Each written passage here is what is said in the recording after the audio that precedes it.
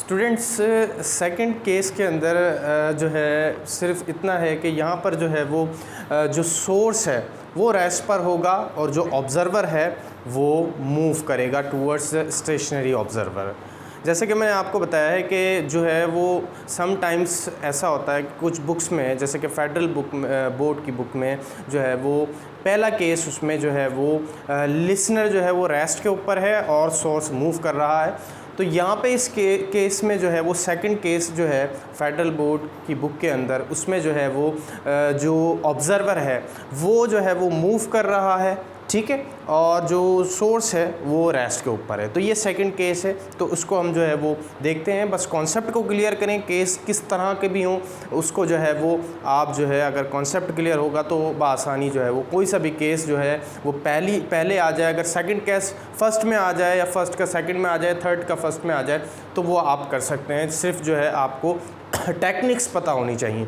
तो जो है वो सेकंड केस में हम देखते हैं अब जो है वो ऑब्ज़र्वर टूवर्ड्स द सोर्स की तरफ मूव कर रहा है। तो यहाँ पर जो है स्टूडेंट्स आप देख सकते हैं ये वेव क्रेस्ट है, जो साउंड वेव है उसके क्रेस्ट बने हुए हैं यहाँ पे, और जो है यहाँ पर जो है वो सोर्स है और लिसनर जो है वो मूव कर रहा है टूवर्ड्स द स्टेशनरी सोर्स। तो अब यहाँ पर होगा क्या कि जो पिच है साउंड की वो हाई होते रहेगा।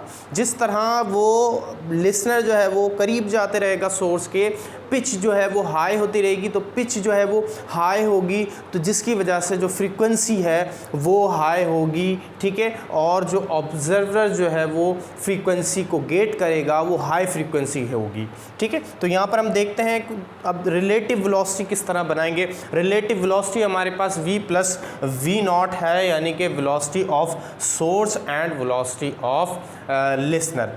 ये दो जो है वो हमारे पास वेलोसिटी जो है इसको हमने जो है वो ऐड अप कर लिया है, ठीक है, और ये हमारे पास रिलेटिव वेलोसिटी हो गई। अब हमारे पास जो अपेरेंट फ्रीक्वेंसी होगी उसको हम एफ डैश से प्रेजेंट कराएंगे, ठीक है, वो बराबर होगा V dash divided by lambda के। लैम्डा यहाँ पे वेवलेंथ है, ठीक है, तो v is equal to lambda और f फ्रीक्वेंसी दो का डॉट प्रोडक्ट है। तो अगर लैम्डा को सेपरेट कर लिया जाए तो v डिवाइडेड बाय f हो जाएगा। तो इसको सब्सिट्यूट करेंगे, इसी तरह v डैश की वैल्यू रखेंगे तो यहाँ पे इक्वेशन कुछ इस तरह से बन जाएगी। उसके बाद जो है आप जो है वो फ्रीक्वेंसी को आप जो है वो कैलकुलेट करने के लिए इसका फार्मूला बनाएंगे। तो v प्लस वी नॉट, यहाँ पे u नॉट जो है ये वेलोसिटी ऑफ ऑब्जर्वर को रिप्रेजेंट कर रहा है, वेलोसिटी ऑफ ऑब्जर्वर या फिर वेलोसिटी ऑफ लिसनर भी आप इसको कह सकते हैं। यहाँ पे फ्रीक्वेंसी है। अब f डैश जो है ये फ्रीक्वेंसी है। फाइनल फार्मूला जो है वो इस तरह बन सकता है, आप इस तरह भी इसको लिख सकते हैं 1 plus U nought divided by V, और ये f फ्रीक्वेंसी। तो ये लास्ट जो है फाइनली जो है वो फार्मूला बन गया। तो इस फार्मूले से हमें ये अंदाज़ा और ये अखज़ जो है वो करना चाहिए कि जो अपेरेंट फ्रीक्वेंसी है वो बढ़ रही है क्योंकि पिच जो है वो हाई हो रही है।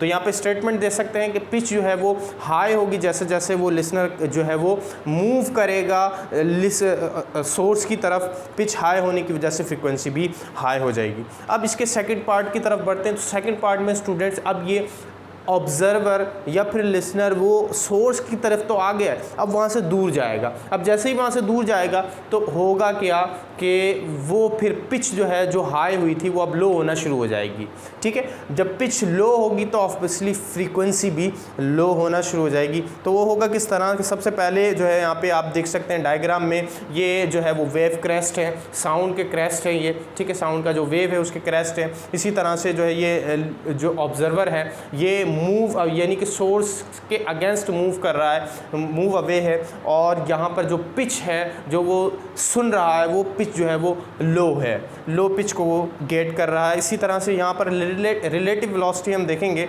तो v डैश ये बराबर होगा v माइनस जो है वो u नॉट के, u नॉट यानी कि वेलोसिटी ऑफ ऑब्जर्वर जो है ये हम माइनस करवाएंगे। अब यहाँ पर जो है अपेरेंट फ्रीक्वेंसी को हम जो है कैलकुलेट करेंगे, f डैश जो है ये बराबर होगा v dash divided by lambda के। अब यहाँ पर जो है वो वैल्यू सब्स्टिट्यूट करेंगे, v डैश की जगह v माइनस यू नॉट रखा, और v लैम्डा जो है हमारे पास इसकी जगह जो है हमने v डिवाइडेड बाय f रख दिया।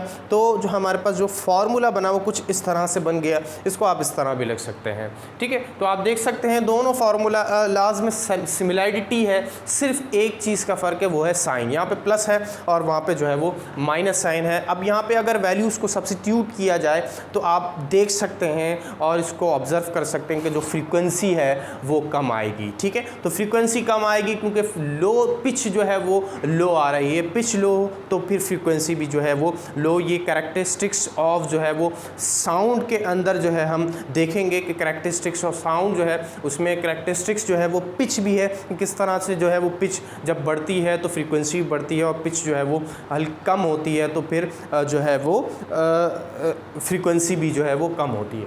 तो यहाँ पे जो है ये सेकंड केस स्टूडेंट्स। अब हम थर्ड केस की तरफ और लास्ट केस की तरफ बढ़ते हैं, उसके बाद ये डॉपलर इफेक्ट जो है वो कंप्लीट हो जाएगा।